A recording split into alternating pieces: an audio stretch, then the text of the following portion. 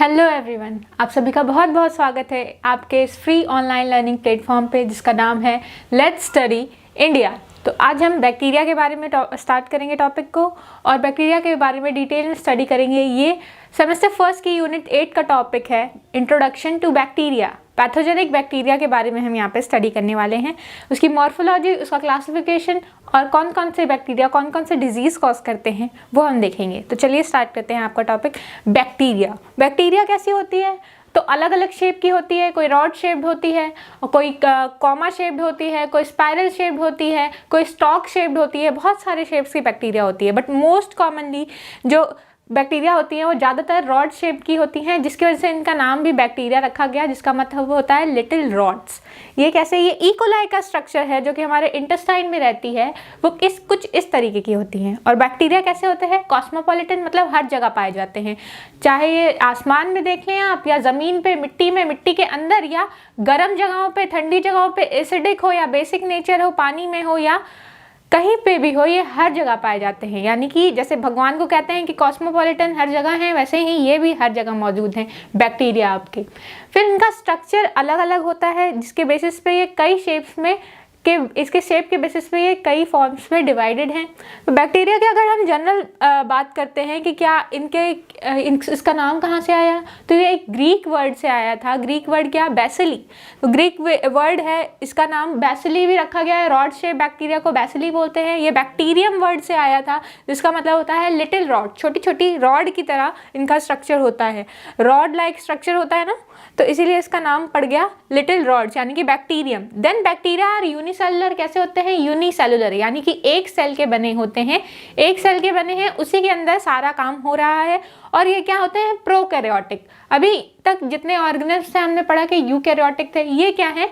Prokaryotic. Prokaryotic कहने का मतलब है कि इनके अंदर जो न्यूक्लियस है वो वेल डिफाइंड एक जगह पे न्यूक्लियर मेम्ब्रेन के अंदर नहीं प्रेजेंट है, तो न्यूक्लियोइड बोलते हैं उसको। मतलब स्पेसिफिक डीएनए एक जगह पे नहीं प्रेजेंट होकर के फैला रहता है सेल के अंदर, इसी रीजन को न्यूक्लियोइड बोलते हैं। प्रोकैरियोटिक है, यानी कि वेल डिफाइंड न्यूक्लियोलस, उसके अंदर न्यूक्लियोलस नहीं है न्यूक्लियस के अंदर, न्यूक्लियोलर मेम्ब्रेन नहीं प्रेजेंट है न्यूक्लियस के बाहर। They are non chlorophyllous. ये इसके अंदर क्लोरोफिल नहीं होता, अनलाइक प्लांट्स। जैसे प्लांट की तरह इनके अंदर क्लोरोफिल नहीं पाया जाता है, ये अपना खाना खुद से बना सकते हैं। पर तो यहाँ पे क्लोरोफिल नहीं है, तो अपना खाना कैसे बनाएंगे? तो केमिकल्स की मदद से ये क्या करते हैं? अपना खाना प्रिपेयर करते हैं। इसके बेसिस पे ये दो टाइप में डिवाइडेड होते हैं, एक होते हैं एरोबिक और एक होते हैं एनारोबिक बैक्टीरियाज। तो जो जहाँ सांस ले सकता है वहाँ पे ये क्या करते हैं, उस तरीके से ये क्लासिफाइड होते हैं।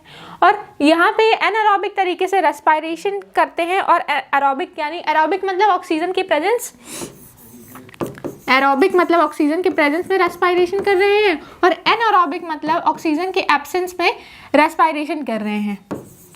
और अगर हम बात करते हैं फोटोसिंथेसिस की, तो फोटोसिंथेसिस यहाँ पे क्लोरोफिल की मदद से ना होकर के एनारोबिक वे से होता है, यानी कि एनारोबिक फोटोसिंथेसिस करते हैं ये। फोटोसिंथेसिस के लिए यहाँ पे ऑक्सीजन और वाटर की ज़रूरत नहीं है। इनको क्या चाहिए? वाटर की जगह ये किसका यूज़ करते हैं? हाइड्रोजन सल्फाइड का। इसकी मदद से ये वाटर की जगह H2S को यूज़ करके अपना खाना इनऑर्गेनिक मटेरियल के साथ प्रिपेयर कर लेते हैं और फूड अपना प्रिपेयर कर लेते हैं। अगर इनको खाना नहीं मिलता है, हेटेरोट्रॉफिक मोड ऑफ न्यूट्रिशन से नहीं जी पाते हैं, अगर कुछ बैक्टीरिया के अंदर ये भी क्षमता है कि वो अपना खाना खुद से बना लेते हैं by the chemicals they have, then ये हेटेरोट्रॉफिक होते हैं। मोस्टली ये खाना क्या होते हैं? दूसरे ऑर्गेनिज्म के ऊपर डिपेंड करते हैं अपने खाने के लिए, दूसरों को मार करके खाते हैं, हेटेरोट्रॉफिक होते हैं। देन जो ब्रांच होती है इसकी, जिसमें बैक्टीरिया को पढ़ते हैं, उसको बोलते हैं बैक्टीरियोलॉजी। और जिस ब्रांच में इसको पढ़ा जाता है उसको बोलते हैं बैक्टीरियोलॉजी। और जो इसके एक्सपर्ट्स होते हैं, जो बैक्टीरिया की स्टडी करते हैं, जो इसकी मॉर्फोलॉजी, जेनेटिक्स और सारे इसकी साइटोलॉजी के बारे में स्टडी करते हैं, उनको बैक्टीरियोलॉजिस्ट बोलते हैं। उन साइंटिस्ट को बैक्टीरियोलॉजिस्ट बोलते हैं। तो ये रहा कुछ इसका इंट्रोडक्शन। देन हम मूव करेंगे इसकी हिस्ट्री के बारे में कि ये बैक्टीरिया टर्म आया कहाँ से, किसने दिया, इसकी डिस्कवरी किसने दी, कि इसका नाम किसने दिया था। तो बैक्टीरिया को सबसे पहले एंथनी ल्यूवेनहॉक ने खोजा था, यानी कि इन्होंने बताया था कि ये बैक्टीरिया ऐसी होती है। इन्होंने खुद से एक माइक्रोस्कोप बनाया था, जिसके अंदर इन्होंने अपने सलाइवा में वाटर डाल करके उसकी स्टडी की और देखा कि बैक्टीरिया ऐसे होते हैं, माइक्रोस्कोप के अंदर इनको दिखा और इन्होंने अभी उसका नाम नहीं दिया था। 1683 में जब इन्होंने लीवेनहॉक ने इसका नाम नहीं दिया था, इन्होंने कहा था एक ऐसा क्रिएचर है जो बहुत ही सूक्ष्म होता है, छोटा होता है, ऑल्दो ये वायरसेस से तो बड़ा होता है लेकिन वायरसेस इसके बाद खोजे गए थे, तो उस समय सबसे छोटा जो था ये बैक्टीरिया ही खोजा गया था। तो लीवेनहॉक ने बोला कि सब कुछ छोटे छोटे मॉलिक्यूल्स हैं जो रॉड शेप की तरह हैं और मूव कर रहे हैं, यानी कि वो लिविंग है। तो ये बाद में इसको क्लासिफाई किया गया आगे मोनेरा किंगडम के अंदर।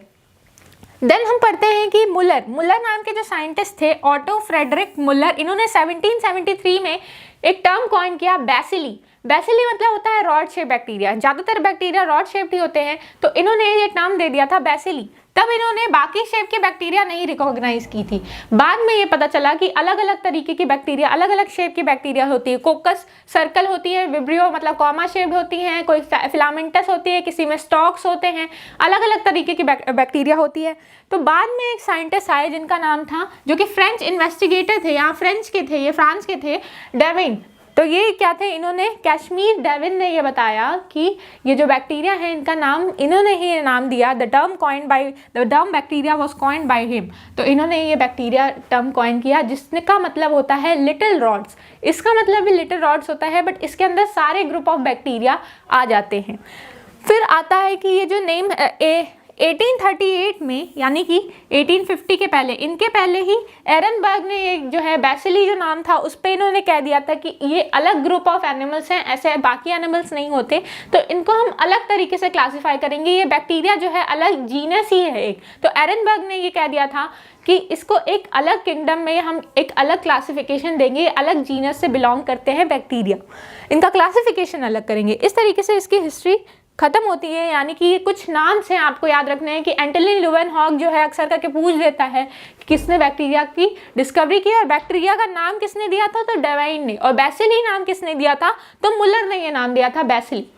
देन हम पढ़ते हैं कि what is it's general character, bacteria के जनरल कैरेक्टर क्या है। तो जनरल कैरेक्टर में हमने पढ़ लिया कि क्या है, माइक्रोस्कोपिक है, बहुत ही सूक्ष्म है, इसके क्या है, न्यूक्लियस वेल डिफाइंड नहीं है, प्रोकैरियोटिक है, यूनिसेलुलर है, एक सेल का बना होता है, इसके बाहर फ्लैजिला प्रेजेंट होते हैं, फॉर द लोकोमोशन के लिए फ्लैजिला प्रेजेंट होता है, इंट्रासेलुलर डाइजेशन होता है, डाइजेशन सेल के अंदर होता है, बॉडी के इनसाइड होता है, जब जरूरत पड़ती है तो ये अपना खाना खुद भी बना लेते हैं। कुछ बैक्टीरिया ही ऐसा कर सकते हैं कि अपना खाना केमिकल की मदद से H2S, वाटर की जगह H2S यूज करके अपना खाना खुद से प्रिपेयर कर लेते हैं।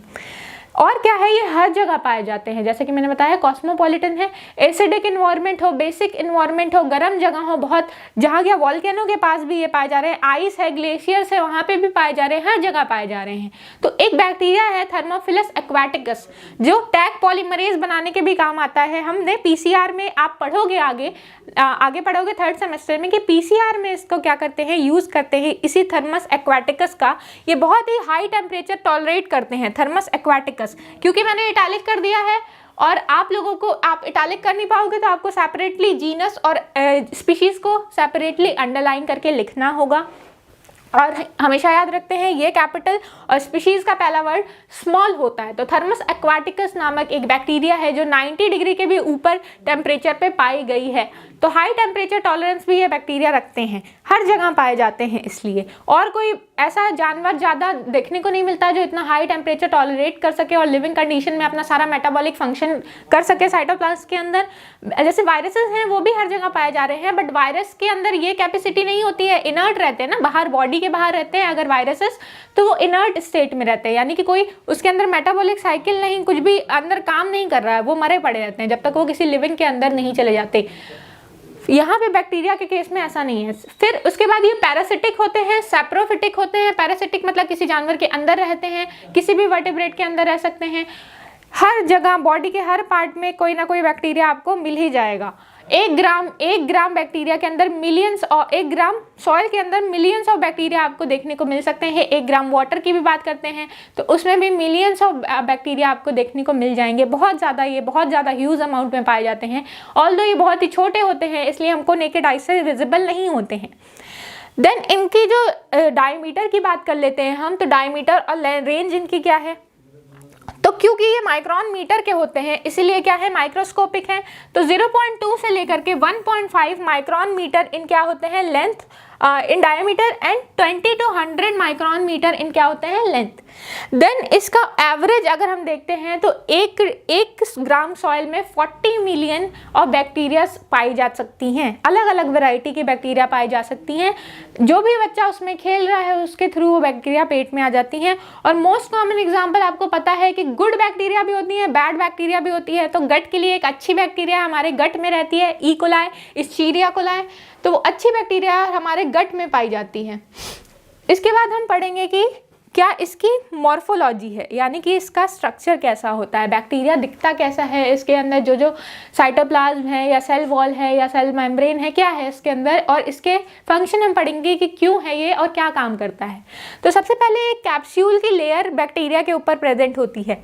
तो दिस इज द कैप्सूल या ये ग्रीन कलर का, इसके ऊपर क्या है, एक फ्लैजिला प्रेजेंट है। फ्लैजिला इसके लोकोमोशन में हेल्प करता है। किसी बैक्टीरिया में एक फ्लैजिला होती है, किसी में 2 फ्लैजिला होती है, इसके मूव करने के लिए हेल्प करती है। इसके ऊपर एक छोटे छोटे कई सारे स्ट्रक्चर देखने को मिल रहे हैं। तो ये फ्लैजिला नहीं है, ये क्या है, इसको बोलते हैं पिलस या पिलाई। ये क्या करते हैं, एडहेशन के काम आते हैं, मतलब जिस सरफेस से ये चिपक रहे हैं, किसी होस्ट से चिपक रहे हैं या फिर किसी भी दूसरी बैक्टीरिया से चिपक रहे हैं, तो उसके लिए पाइलस यूज होता है। अभी उसके बाद ये कैप्सूल की कवरिंग होती है। उसके बाद इसके अंदर होता है सेल वॉल। सेल वॉल जैसे कि प्लांट में सेल वॉल होती है, एनिमल में सेल वॉल नहीं होती है। क्योंकि इसके अंदर सेल वॉल थी तो इसको प्लांट के अंदर क्लासिफाई करने की कोशिश की गई। देन फिर ये देखे कि ये तो मूव कर रहा है तो बोले कि ये एनिमल है, फिर एट लास्ट इसको अलग क्लासिफाई कर दिया गया मोनेरा किंगडम के अंदर। तो इनके अंदर जो सेल वॉल होती है, सेल वॉल जो होती है वो ग्लाइकोपेप्टाइड की बनी होती है। ग्लाइको मतलब क्या, शुगर, और पेप्टाइड बॉन्ड इसके अंदर प्रेजेंट होते हैं, यानी ग्लाइकोपेप्टाइड की बनी होती है सेल वॉल। इसके अंदर होता है प्लाज्मा मेम्ब्रेन। अब प्लाज्मा मेम्ब्रेन है तो सेमी परमिएबल होगा, मतलब ये अलाउ करेगा कि कुछ भी अंदर आएगा या नहीं आएगा। तो ये सेमी परमिएबल जो प्लाज्मा मेम्ब्रेन है वो क्या करती है, एक कवरिंग की तरह, एक प्रोटेक्शन की तरह काम करती है, कि अलाउ करती है, गेट बैरियर की तरह काम करती है कि किसको अंदर जाने देना है, किसको अंदर नहीं जाने देना है। देन इनसाइड साइटोप्लाज्म प्रेजेंट होता है, पूरा अंदर एक लिक्विड फ्लूइड प्रेजेंट होता है, इसको साइटोप्लाज्म कहते हैं, जिसके अंदर जो हमारा डीएनए है वो प्रेजेंट होता है, यानी कि डीएनए बैक्टीरिया के अंदर जेनेटिक मटेरियल प्रेजेंट होता है। ये हमारा क्या है, डीएनए। देन हम देखते हैं कि एक फिक्स इसके अंदर न्यूक्लियस नहीं है, ये जो साइटोप्लाज्म में है एक जगह पड़ा हुआ है रीजन में डीएनए। इसी रीजन को जहाँ पे ये डीएनए प्रेजेंट होता है इसी को बोलते हैं न्यूक्लियोइड। देन अगर हम इसकी स्टडी को अगर और वास्ट करके हम देखते हैं इस सेक्शन को, तो ट्रांसफर सेक्शन अगर हम इसका काटते हैं और देखते हैं बैक्टीरिया को, तो इसके अंदर हम देखते हैं कि ये जो बाहर पर्पल कलर का लेयर है इसको क्या बोल रहे हैं, इसकी कैप्सूल। इसके अंदर जो येलो कलर की लेयर है उसी को बोल रहे हैं सेल वॉल। सेल वॉल क्या करती है, इसको बाहर से प्रोटेक्शन या रिजिडिटी देती है ताकि इसका शेप चेंज ना हो। कैप्सूल इसके प्रोटेक्शन का काम करती है ताकि एंटीबायोटिक से इसको बचा सके।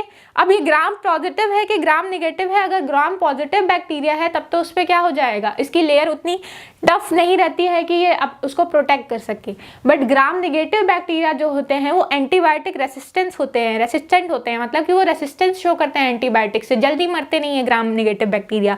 एक बार अंदर बॉडी के घुस गए तो उनको कितने भी दवाई देते रहो तो जल्दी इनका जो सेल वॉल है, कैप्सूल है जो, वो जल्दी डिस्ट्रॉय नहीं होता है, क्योंकि थिक लेयर मतलब इसकी जो कैप्सूल की ऐसी कवरिंग होती है जो इसको डिजॉल्व नहीं होने देती है जल्दी, और इसको शेप चेंज करने, मतलब इसकी जो कैप्सूल होती है उसको प्रोटेक्ट करके रखती है। देन इसके अंदर जो साइटोप्लाज्म होता है, साइटोप्लाज्म के अंदर जो मेम्ब्रेन बाउंड ऑर्गेनेल्स हैं वो एग्जैक्टली प्रेजेंट नहीं होते हैं, मतलब membrane bound organelles are absent, और न्यूक्लियस की जगह न्यूक्लियोइड, एक जगह न्यूक्लियस प्रेजेंट होता है। देन हम पिलाई की बात करते हैं तो ये बड़े बड़े 2 स्ट्रक्चर हैं, उसको तो हम फ्लैजिला बोल रहे हैं जो मूवमेंट में हेल्प कर रहे हैं या लोकोमोशन में हेल्प कर रहे हैं, इस बैक्टीरिया को पूरा एक जगह से दूसरी जगह ले जाने का काम करा रहे हैं। बट ये जो छोटे छोटे स्ट्रक्चर हैं जो फ्लैजिला के कंपेरिजन में छोटे होते हैं, बहुत छोटे होते हैं, वो इसको हम बोलते हैं पिलाई। ये जो पिलाई होती है दो तरीके की होती है। एक होती है नॉर्मल पिलाई जो किसी भी सरफेस से एडहेशन का काम करती है, चिपकने का काम कराती है बैक्टीरिया को, चाहे वो क्या कोई एनिमल हो, चाहे कोई क्या हो, कोई सरफेस हो, उससे चिपकने का काम कराती है। और अगर हम एक पिलस होती है या पिलाई होती है, कौन सी, सेक्सुअल पिलाई, जो कि एफ पिलाई के नाम से भी जानते हैं, वो हेल्प करती है इन द सेक्सुअल रिप्रोडक्शन यानी मेटिंग के। तो एक बैक्टीरिया दूसरे बैक्टीरिया को उससे क्या करता है, कॉन्जुगेशन करने में हेल्प करता है, और इस एक जेनेटिक मटेरियल दूसरे जेनेटिक मटेरियल में पास होता है, और फिर क्या होता है, आगे इसकी जनरेशन इस मल्टीप्लिकेशन या डिवाइड करती है, इनका जेनेटिक मटेरियल एक्सचेंज होता है इस पिलाई की वजह से। इसलिए एफ पिलाई भी इसको बोलते हैं, दूसरे बैक्टीरिया को होल्ड करने के काम आता है। इस तरीके से फिर इसके अंदर राइबोसोम्स होते हैं। तो ये राइबोसोम सर्कल यहाँ पे जो प्रेजेंट है गोल गोल, वो क्या है, ये है हमारे राइबोसोम्स। राइबोसोम्स जो हैं वो यहाँ पे हम देख रहे हैं कि एक जगह पे क्या है, इकट्ठे हैं, कोई किसी भी एक जगह है, ऐसे फैले नहीं हुए हैं। जैसे राइबोसोम्स यहाँ पे हैं तो यहाँ पे भी ऐसे इकट्ठा है, ये नहीं कि यहाँ पे एक है यहाँ पे, ऐसे नहीं है। फिर इसके बाद ये जेनेटिक मटेरियल है, राइबोसोम से देंगे साइटोप्लाज्मिक इंक्लूजन है। इसी के साथ ये जेनेटिक मटेरियल यहाँ पे प्रेजेंट होता है, जिसमें इसके साथ एक प्लास्टिड भी प्रेजेंट होती है बैक्टीरिया में, जो कि आगे आप अगली क्लासेस में पढ़ेंगे। देन क्लासिफिकेशन क्या होता है बैक्टीरिया का, तो क्लासिफिकेशन बैक्टीरिया को हम अलग अलग खंडों में बांट देते हैं, कैसे, उनके शेप के बेसिस पे। अब इसको अलग अलग तरीके से बैक्टीरिया को बांट सकते हैं, शेप के बेसिस पे भी बांट सकते हैं, सेल वॉल के बेसिस पे भी बांट सकते हैं कि whether it is cell wall कैसा है उनका, ग्राम पॉजिटिव होंगे उसके बेसिस पे, ग्राम नेगेटिव होंगे उसके बेसिस पे, न्यूट्रिशन के बेसिस पे होंगे। एक होता है खुद से जो खाना बनाता है वो ऑटोट्रॉफिक, और जो खुद से बनाते नहीं है खाना वो हेटेरोट्रॉफिक हो जाएंगे। रेस्पिरेशन के बेसिस पे ये दो हो जाएंगे। क्लासिफिकेशन करना है ना, तो क्लासिफिकेशन किसी भी बेसिस पे हो सकता है। फिर हम एनारोबिक और एरोबिक बैक्टीरिया भी कह सकते हैं। तो क्लासिफिकेशन कई खंडों में हम इनको बांट सकते हैं अलग अलग। तो कुछ मेन क्लासिफिकेशन आपको मैं बताऊंगी कि क्या है। तो बैक्टीरिया शेप के बेसिस पे तो कई सारे हो सकते हैं, बट 4 मेन क्लासिफिकेशन जो है वो होती है। एक होता है कि ये कैसे होते हैं, कोलस शेप यानी कि कोलाई, इसका प्लूरल क्या हो गया, PLU होगा, प्लूरल क्या हो गया इसका कोलाई यानी कोकी मतलब होता है सर्कुलर इन शेप, यहाँ होगा प्लूरल। तो ये कैसे होते हैं, सर्कुलर इन शेप होते हैं ना, गोल स्फेरिकल, तो स्फेरिकल इन शेप होते हैं। और इसका जो लेंथ या विड्थ क्या होती है, तो ये 0.5 से 1.5 माइक्रोन मीटर इन डायमीटर होते हैं। सिंगल भी हो सकते हैं, ये इसका क्या हो गया डायमीटर, तो डायमीटर क्या हो सकता है, वैरी कर सकता है। अब ये सिंगल भी हो सकते हैं, तो जब सिंगल स्टेट में एक होता है बैक्टीरिया, अकेले जब रहता है, तो इसको बोलते हैं micrococcus. This is the micrococcus या नॉर्मल कोकस के नाम से इसको जानते हैं। जब ये डबल फॉर्म में होते हैं तो इसको बोलते हैं डिप्लोकोकस। दो क्या है, साथ साथ प्रेजेंट है, तो अब इसको बोलेंगे डिप्लोकोकस। अगर ये चेन के फॉर्म में प्रेजेंट है, जैसे यहाँ के केस में, तो इसको बोलते हैं स्ट्रेप्टोकोकस, यानी चेन की तरह अरेंज है। अगर 4 एक साथ प्रेजेंट है, 4, तो 4 को क्या बोलते हैं, टेट्राड, तो टेट्राड बोलते हैं इनको जब ये 4 एक साथ प्रेजेंट होते हैं। जब ये क्या हो, क्लस्टर में एक साथ प्रेजेंट हो, तब जब ये क्लस्टर में एक साथ प्रेजेंट हो तो इसको क्या बोलेंगे, देखिए ये है, अगर चेन में प्रेजेंट है तो इसको बोलेंगे स्ट्रेप्टोकोकस, अगर क्लस्टर में प्रेजेंट है तो इसको बोलते हैं स्टेफाइलोकोकस। और ये है सर्कीना, यानी कि ये 4 आगे 4 पीछे, तो क्यूबॉइडल शेप में ऐसे अरेंज हो जाते हैं ये। इसको ऊपर से देखेंगे तो ये ऐसा दिखेगा, ठीक है। और इसके पीछे भी 4 हैं, वैसे यही है, इसके पीछे भी 4 हैं ऐसे, इसके जस्ट पीछे 4 अरेंज हैं। तो एक 4 है, 4 के ऊपर 4 ऐसे अरेंज होते हैं। तो इसे जब बस 4 होंगे तो टेट्राड, और जब 4 के ऊपर 4 यानी कि क्यूबॉइडल होंगे तब इसको बोलते हैं सर्कीना। तो ये भी याद रखिएगा, इसमें कंफ्यूज हो जाते हैं बच्चे, ये पूछ भी देता है एग्जाम में, इसीलिए कि MCQ में ये क्वेश्चन आ जाते हैं कि स्ट्रेप्टोकोकस बोलते हैं जब ये चेन के फॉर्म में होते हैं, और ये स्टेफाइलोकोकस बोलते हैं जब ये क्लस्टर के फॉर्म में होते हैं बैक्टीरिया। कौन से बैक्टीरिया, कोकी बैक्टीरिया। जब ये स्फेरिकल शेप के होते हैं तब ये कुछ इस तरीके से दिखते हैं, और अलग अलग फॉर्म है इनके शेप के बेसिस पे भी कि कितने नंबर में ये प्रेजेंट हैं। देन हम बात करते हैं बैसिलस की, तो इसका प्लूरल होता है बैसिली, यानी कि रॉड शेप बैक्टीरिया।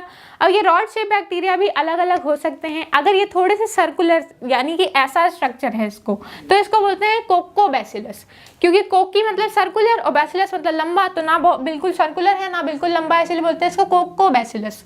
फिर ये होता है, एक है बैसिलस, नॉर्मल बैसिलस बैक्टीरिया जो लंबी रॉड शेप्ड होती है, वो नॉर्मल बैसिलस। फिर अगर ये 2 हैं तो डिप्लोकोकस। देन अगर ये जैसे कि स्ट्रेप्टोकोकी था, चेन के फॉर्म में प्रेजेंट था तो उसको बोलते हैं स्ट्रेप्टोकोकी। अब ये लाइन में चेन से प्रेजेंट है और बैसिलस शेप के हैं तो बोलेंगे स्ट्रेप्टोबैसिलस। देन हम पढ़ते हैं कि कहाँ गया, फिर हम इसके बारे में पढ़ेंगे कि पैलिसेड्स हैं। पैलिसेड्स क्या होते हैं, चेन की तरह ऐसे जिग जैग मैनर में प्रेजेंट होते हैं, अटैच होते हैं, तब इसको हम बोलते हैं, जब ये ऐसे प्रेजेंट है, एक ऐसे है, दूसरा इससे ऐसे अटैच है, फिर तीसरा इससे ऐसे अटैच है, फिर चौथा इससे ऐसे अटैच है, ऐसे अटैच रहते हैं, तब इनको बोलते हैं पैलिसेड्स। इस तरीके से ये बैसिलस भी 4 तरीके के होते हैं। बैसिलस रॉड शेप्ड होता है, rod shape, small rod shape structure होता है। इसका रेंज जो होता है 1.5 से 1.5 माइक्रोन मीटर का होता है और 10 से लेकर के 10 माइक्रोन मीटर इन लेंथ होता है। तो दे आर सिंगल भी हो सकते हैं, पेयर्ड भी हो सकते हैं, चेन के फॉर्म में भी हो सकते हैं, जिग जैग पैटर्न में भी अरेंज हो सकते हैं। तो डिपेंडिंग अपॉन कि ये कैसे प्रेजेंट है, मैनर किस मैनर में अरेंज हैं, ये ऐसे अगर कई बैक्टीरिया एक साथ अरेंज है तो फिर इसको पैलिसेड्स बोलेंगे। अगर चेन के फॉर्म में एक के बाद एक हैं तो स्ट्रेप्टोबैसिलस बोलेंगे। अगर चेन के फॉर्म में कोकस बैक्टीरिया एक के बाद एक हैं तब उसको क्या बोलते हैं, स्ट्रेप्टोकोकस। जैसे कि इस वाले केस में था, जब ये क्लस्टर में है, जब ये चेन के फॉर्म में कोकस बैक्टीरिया तो स्ट्रेप्टोकोकस, और जब ये बैसिलस है तो बोल रहे हैं स्ट्रेप्टोबैसिलस। इसी तरह से डिप्लोबैसिलस और यहाँ पे क्या था, डिप्लोकोकस। ठीक है, इस तरीके से इसका नाम रखा गया है। ये जो टर्म है कोकस वो आगे लग जा रहा है, इसके बाद डिप्लो मतलब 2 होता है, स्ट्रेप्टो मतलब चेन होता है, इस तरीके से इसके नाम रखे गए हैं। देन शेप के बेसिस पे हम देखेंगे तो एक होता है विब्रियो। विब्रियो कॉलेराई का नाम सुना होगा। विब्रियो कॉलेराई जो है, कॉलेरा है जो बीमारी कॉलेरा कॉज करती है, वो कैसी होती है, विब्रियो शेप, यानी कि कॉमा शेप्ड होती हैं ये बैक्टीरियाज। कॉमा शेप में कुछ इस तरीके का इनका स्ट्रक्चर होता है और ये थोड़ी से ऐसे मुड़ी होती हैं। जब भी बैसिलस बैक्टीरिया थोड़े से ऐसे एक साइड से बल्ज आउट हो जाते हैं तब, या कर्व हो जाते हैं तब इनको क्या बोलते हैं, या कोमा शेप के हो जाते हैं तब इनको क्या बोलते हैं, विब्रियो। तो ये देख रहे हो यहाँ से थोड़े बल्ज हो गए हैं, एक साइड से थोड़े बल्ज हो गए हैं और ये कोमा शेप के हो गए हैं, तब इनको बोलते हैं विब्रियो। ये विब्रियो कॉलेराई का डायग्राम है। विब्रियो कॉलेराई कुछ इस तरीके से दिखती है अंडर द माइक्रोस्कोप, और इसका जो लेंथ है वो 10 माइक्रोन का है और डायमीटर 1.5 से 1.7 माइक्रोन मीटर का होता है। माइक्रोन को ऐसे भी लिखते हैं और मीटर, माइक्रोन मीटर, यानी 10⁻⁻6 में इसकी साइज़ है। बहुत ही सूक्ष्म है, माइक्रोस्कोप के अंदर ही दिखते हैं। कई बार कुछ इतने छोटे हो जाते हैं कि इलेक्ट्रॉन माइक्रोस्कोप में ही देखने को मिलते हैं। कुछ बैक्टीरिया ही नॉर्मल माइक्रोस्कोप के अंदर देखने को मिलते हैं। देन हम बात करते हैं कि स्पाइरलम। जब ये स्पाइरल इस शेप को बोलते हैं ना, जैसे स्क्रू में देखा होगा कि ऐसे, जब भी नॉर्मल बैसिलस बैक्टीरिया स्क्रू की तरह ऐसे मूव हो जाते हैं तो 3 से 5 टन ऐसे ले लेते हैं, तब से, या 1 से 5 टन ऐसे ले लेते हैं, तब इसको क्या बोलते हैं, तब इनको बोलते हैं स्पाइरलम। ऐसे, ठीक है, ये स्पाइरल शेप के हो जाते हैं। जैसे स्क्रू में देखा होगा ना, स्क्रू में ऐसे ऐसे होता है स्क्रू ड्राइवर, वैसे ये टर्न कर लेते हैं कॉइल की तरह, तब इसको स्पाइरलम बोलते हैं। और कुछ इस तरीके का इनका डायग्राम होता है, ऐसे देखने को मिलते हैं अंडर द माइक्रोस्कोप। फिर 1 से 5 टन अगर ये ले लेते हैं नॉर्मल बैसिलस बैक्टीरिया, तब इनको इस नाम से जाना जाता है। ये 10 से 50 माइक्रोन मीटर इन क्या होते हैं, लेंथ, और डायमीटर इनका 0.5 से, डायमीटर मतलब क्या, इतनी विड्थ, तो 0.5 से 3 माइक्रोन मीटर की क्या होती है इनकी डायमीटर। इस तरीके से ये 4 तरीके के शेप के बेसिस पे क्लासिफाइड होते हैं बैक्टीरिया। इनके अलावा भी कई शेप के बैक्टीरिया देखने को मिलते हैं। तो और क्या है, तो मेनली ये क्लासिफाइड तो नहीं है, बट इनके अलावा और भी होते हैं। एक होता है फिलामेंटस। तो फिलामेंटस बैक्टीरिया कुछ इस तरीके से दिखते हैं, जैसे लगेंगे कि प्लांट्स हैं, तो ऐसे कुछ दिखते हैं। फिलामेंट इनके ऐसे प्रेजेंट होते हैं। इस साइड से भी फिलामेंट अगर निकाल देते हैं तो कुछ इस तरीके से ये फिलामेंटस स्ट्रक्चर जो होता है इनका होता है। देन स्टॉक बैक्टीरिया भी होते हैं, तो ये स्टॉक की तरह ऐसे अरेंज होते हैं।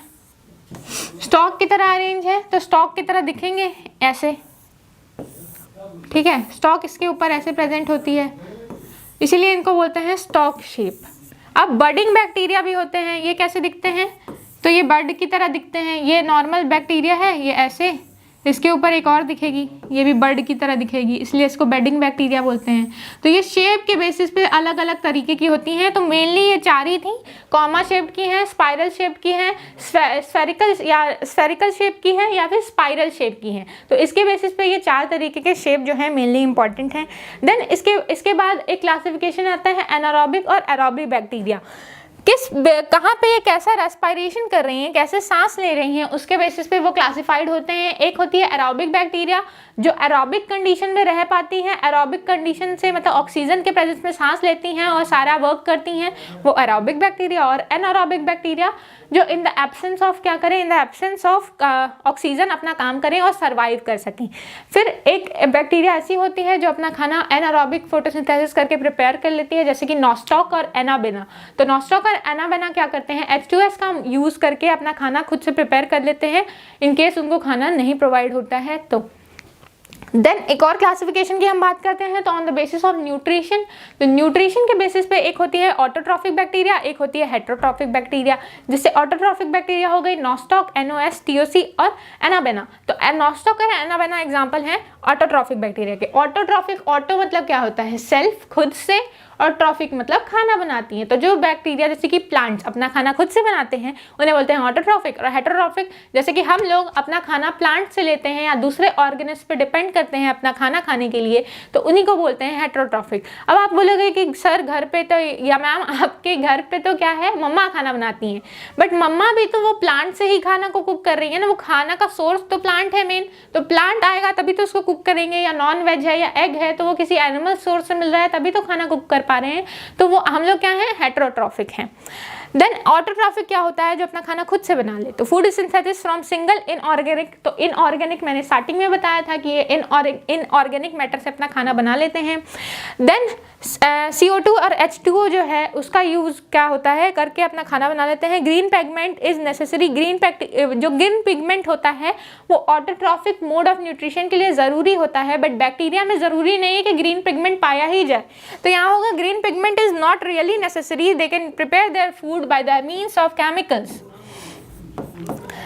ये बैक्टीरिया की बात हो रही है, प्लांट्स में तो नेसेसरी है। Then food is prepare during day time, तो डे टाइम में ही केमिकल्स के यूज करके ये खाना बनाते हैं।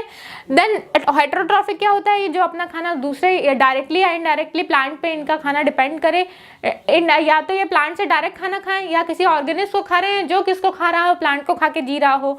तो जैसे कि हम लोग हैं तो हम जैसे किसी को खा रहे हैं, हैन को खा रहे हैं, तो हैन किसको खा रही है, वो तो अल्टीमेटली प्लांट से ही अपना सोर्स ले रही है फूड का। तो इनडायरेक्टली या डायरेक्टली खाना किससे आ रहा है, हमारा प्लांट से आ रहा है, तो उसे बोलते हैं हेटेरोट्रॉफिक। इसमें कोई पिगमेंट नेसेसरी नहीं है बेसिकली, और यहाँ पे भी पिगमेंट नेसेसरी नहीं है, मतलब कि क्लोरोफिलस बैक्टीरिया हो भी सकता है, नहीं भी हो सकता है। Then food can be prepared, किसी भी टाइम में खाना हम क्या कर सकते हैं, खा सकते हैं, किसी भी टाइम में हमें खाना मिलेगा हम खा सकते हैं और बना भी सकते हैं, ठीक है। फिर on the basis of cell wall, cell wall के बेसिस पे यानी कि बाहर की कवरिंग सेल वॉल कैसी है उसके बेसिस पे बैक्टीरिया दो तरीके के होते हैं। एक होती है हमारी ग्राम पॉजिटिव, एक होती है ग्राम नेगेटिव बैक्टीरिया। तो ये क्राइटेरिया दिया है जिसके बेसिस पे हम इन दोनों को डिफ्रेंशिएट करेंगे। तो ग्राम पॉजिटिव और ग्राम नेगेटिव बैक्टीरिया में एक डिफरेंस तो मैंने स्टार्टिंग में बताया था कि ग्राम पॉजिटिव बैक्टीरिया जो होती हैं वो जल्दी से दवाइयों से क्योर हो सकती हैं, लेकिन ग्राम नेगेटिव बैक्टीरिया जो हैं वो दवाइयों से जल्दी क्योर नहीं होती हैं। तो पहला है कि इनकी जो सेल वॉल है, तो सेल वॉल इनकी सिंगल लेयर्ड होती है या फिर नहीं भी होती है, बहुत थिन होती है। और ये जो है ये क्या होता है, डबल लेयर्ड या ज़्यादा लेयर के होते हैं, यानी एक के ऊपर एक लेयर कोटिंग होती है। इसीलिए ये क्या थे, रेसिस्टेंट थे ना। किससे रेसिस्टेंट थे, एंटीबायोटिक से। लास्ट वाला पॉइंट है कि ये रेसिस्टेंट है, एंटीबायोटिक से जल्दी इनके ऊपर असर नहीं करती है ग्राम नेगेटिव बैक्टीरिया पे। Then the thickness of the cell wall, तो सेल वॉल की थिकनेस किसकी होती ज़्यादा होती है, तो इसकी थिकनेस ज़्यादा होती है 20 से 80 माइक्रोन मीटर इन नैनोमीटर इन क्या होती है लेंथ, जो विड्थ जो है इसकी सेल वॉल की वो 20 से 80 होती है, और ये 8 से 10 ही विड्थ होती है, नैनोमीटर में इनकी विड्थ होती है सेल वॉल की, पतली है। देन ये जो थिक लेयर है, क्योंकि 20 से 80 है ये, तो ये थिक लेयर है, किसकी थिक लेयर है, पॉली, जैसे मैंने स्टार्टिंग में बताया था कि पेप्टाइडोग्लाइकॉन से बनी होती है। और इसके अंदर जो प्लाज्मा मेम्ब्रेन थी वो किससे बन रही थी, तो वो प्रोटीन से बनी होती है। सेल वॉल के अंदर क्या था, प्लाज्मा मेम्ब्रेन थी ना, तो प्लाज्मा मेम्ब्रेन किससे बनी हुई थी, ये प्रोटीन्स की बनी होती है। प्लाज्मा मेम्ब्रेन जो है, this is the plasma membrane, जो सेमी परमेबल मेम्ब्रेन थी, जो अलाउ कर रही थी कि झिल्ली की तरह थी जो अलाउ कर रही थी कुछ भी अंदर जाएगा कि नहीं जाएगा, या कुछ भी उससे सेल से बाहर निकलेगा कि नहीं निकलेगा। तो ये सेल वॉल जो है वो क्या करती है, सेमी परमिएबल मेम्ब्रेन की तरह काम करती है, और ये ग्लाइकोप्रोटीन की बनी होती है, फॉस्फोलिपिड्स की बनी होती है, ठीक है, फॉस्फोलिपिड्स की बनी होती है, यानी कि लिपिड और फॉस्फोलिपिड्स का क्या होता है, एक स्ट्रक्चर होता है जो कि सेल मेम्ब्रेन की तरह काम करता है, और प्रोटीन के साथ मिल करके ये कॉम्प्लेक्स स्ट्रक्चर बनाती हैं। इसके ऊपर जो सेल वॉल होती है वो मैंने बताया था कि पेप्टाइडोग्लाइकॉन की बनी होती है। ये पेप्टाइडोग्लाइकॉन थिक होता है इसमें, और यहाँ पे थिन होता है। थिन है यानी सिंगल लेयर का होगा, यहाँ पे ज़्यादा लेयर्स का हो सकता है, मल्टी लेयर्ड हो सकता है, जैसे टिकोइक एसिड। तो टिकोइक एसिड जो होते हैं ना, ग्राम पॉजिटिव बैक्टीरिया में एक टिकोइक एसिड की लेयर जो होती है प्रेजेंट होती है, और यहाँ पे जो है नहीं प्रेजेंट होती है टिकोइक एसिड। जब भी हम एंटीबॉडी डालते हैं तो इसमें टिकोइक एसिड प्रेजेंट है, इसी से ये रिएक्ट करता है। तो एंटीबॉडी टिकोइक एसिड्स को डिस्ट्रॉय करके इस बैक्टीरिया को मार देता है, और यहाँ पे टिकोइक एसिड जब है ही नहीं तो इससे रिएक्ट ही नहीं करता है, और ये बैक्टीरिया बची रहती हैं। देन लाइपोपॉलीसैकेराइड्स, तो लाइपोपॉलीसैकेराइड्स यहाँ पे प्रेजेंट नहीं होते हैं, यहाँ पे प्रेजेंट होते हैं। लाइपोपॉलीसैकेराइड्स एक पॉलीसैकेराइड्स की लेयर होती है, मल्टीपल लेयर होती है, उसी को बोलते हैं लाइपोपॉलीसैकेराइड्स, जो यहाँ पे प्रेजेंट होती है ग्राम नेगेटिव बैक्टीरिया में, और यहाँ पे एब्सेंट होती है। देन आउटर मेम्ब्रेन जो है ये पॉजिटिव बैक्टीरिया में प्रेजेंट नहीं होता है, बाहर कोई भी मेम्ब्रेन नहीं होती, और यहाँ पे आउटर मेम्ब्रेन प्रेजेंट होती है, यानी कि नेगेटिव बैक्टीरिया में आउटर मेम्ब्रेन एक प्रेजेंट होती है for their protection. Then lipid content, तो लिपिड कंटेंट जो होता है, lipid content positive gram positive bacteria में बहुत ही लो होता है, बहुत कम मात्रा में लिपिड प्रोटीन होती है, और यहाँ पे जो लिपिड कंटेंट है वो बहुत ज़्यादा, मतलब इसके कंपैरिजन में लिपिड कंटेंट ग्राम नेगेटिव बैक्टीरिया में ज़्यादा होता है। और लास्ट पॉइंट यही है कि ये रेसिस्टेंट है ग्राम नेगेटिव बैक्टीरिया किससे, एंटीबायोटिक से। यानी कि एंटीबायोटिक क्या है, एंटीबायोटिक बाहर से जो हम ड्रग दे रहे हैं बैक्टीरिया को मारने के लिए, जो दवा खाते हैं वो इसके ऊपर काम करती है, और इसके ऊपर काम करती है वो दवा, और इसके ऊपर काम नहीं करती है, क्योंकि ये रेसिस्टेंस शो करता है टिकोइक एसिड की वजह से। तो टिकोइक एसिड इसमें प्रेजेंट थी, तो टिकोइक एसिड जो है इससे रिएक्ट करके इसको खत्म कर देता है, और ये मर जाती है, और यहाँ पे प्रेजेंट ही नहीं थी टिकोइक एसिड की लेयर, इसलिए ये रेसिस्टेंस शो करता है, यानी कि बचा रहता है हमारे पेनिसिलियम से, मतलब पेनिसिलिन से। पेनिसिलियम क्या है, एक फंजाई है जिससे पेनिसिलिन बैक्टीरिया यानी कि एंटीबायोटिक बनाया गया है, उससे ये रेसिस्टेंस शो करती हैं ग्राम नेगेटिव बैक्टीरिया। तो इसी के साथ क्लासिफिकेशन खत्म होता है। मूव करते हैं हम कि क्या इन्फेक्शियस डिजीज बैक्टीरिया कॉज करते हैं। अब पहला है टाइफाइड। तो टाइफाइड जो है वो क्या होता है, सैल्मोनेला टाइफी नामक बैक्टीरिया से होता है। सैल्मोनेला टाइफी टाइफाइड कॉज करती है। टाइफाइड कंटामिनेटेड फूड या वाटर को इनटेक करने से हो जाता है। इसमें क्या होता है, डायरिया हो जाता है, वॉमिटिंग होती है, बहुत ही वीकनेस आ जाती है बॉडी में, फीवर्स आते हैं, 100 डिग्री तक बुखार चला जाता है। और इसमें इंटेस्टाइन में क्या होता है, अगर ज़्यादा सीरियस स्टेज पे चला गया तो इंटेस्टाइन में होल्स क्रिएट हो जाते हैं, और होल्स क्रिएट होने के बाद क्या होता है कि पर्सन की डेथ हो जाती है।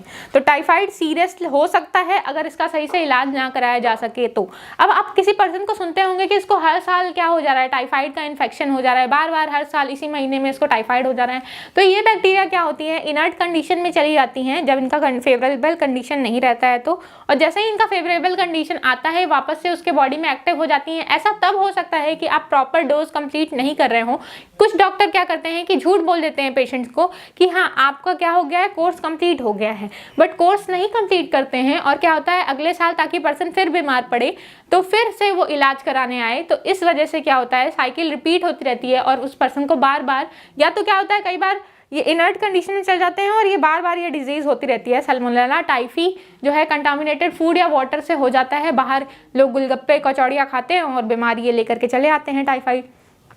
देन हमारा कॉलेरा, तो कॉलेरा विब्रियो कॉलेरी से होता है, ये कोमा शेप्ड होती हैं ये बैक्टीरियाज। और ये कॉलेरा क्या होता है, इसमें भी डायरिया हो जाता है। डायरिया के साथ साथ क्या होता है कि डिहाइड्रेशन हो जाता है, पानी की कमी हो जाती है बॉडी में, इतना ज़्यादा पेट खराब हो जाता है और बहुत ही वीकनेस हो जाती है पर्सन को, फीवर रहता है।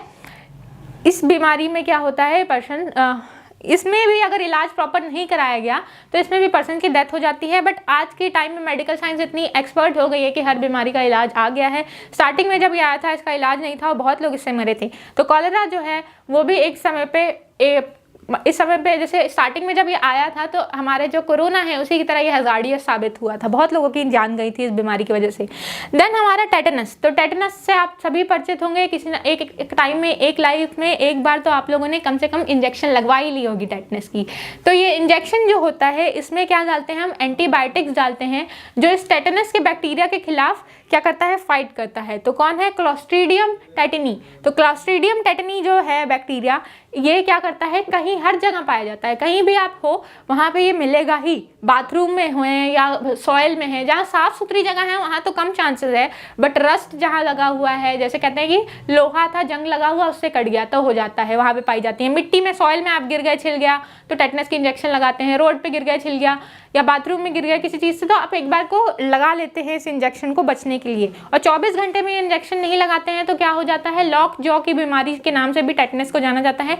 यानी कि जॉ और बाकी मसल्स का जो मूवमेंट होता है उसमें स्पैम, कॉन्ट्रैक्शन होता है, बहुत ज़्यादा दर्द होता है और मूवमेंट करने में दर्द होता है, सांस लेने में तकलीफ होती है, और एट लास्ट ब्रीदिंग, पूरी बॉडी अकड़ जाती है, आप पड़े रहते हो, और at last breathing problem, breathing मतलब सांस नहीं आती है, उसकी वजह से डेथ हो जाती है। देन एक बार को अगर हो गया ये टेटनस, अगर इंजेक्शन नहीं लगाया टाइम से, तो फिर इसका कोई इलाज अभी तक ढूंढा नहीं जा चुका है, अभी तक ढूंढा नहीं गया है। Then pneumonia.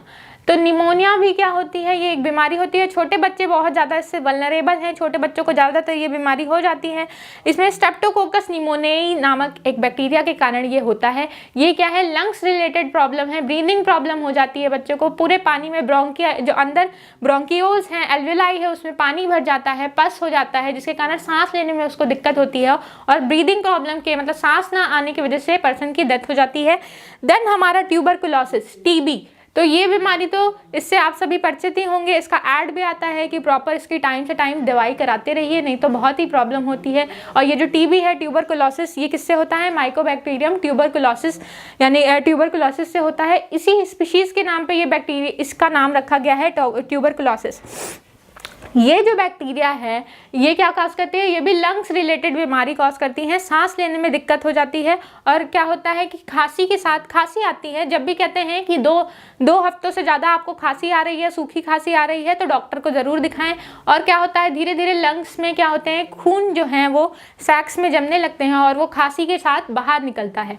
तो इसमें क्या होता है कि पर्सन का पूरी जो लंग्स जो हैं वो अच्छे तरीके से डैमेज हो जाता है, और एट लास्ट पर्सन की डेथ हो जाती है अगर सही प्रिकॉशंस और प्रिवेंशन और क्योर नहीं ले रहे हैं तो इन सब बीमारी का हम कहते हैं हमेशा prevention is better than cure. तो इन सब बीमारी से आप बच सकते हैं, आप जागरूक रह करके इन सब बीमारियों से बच सकते हैं।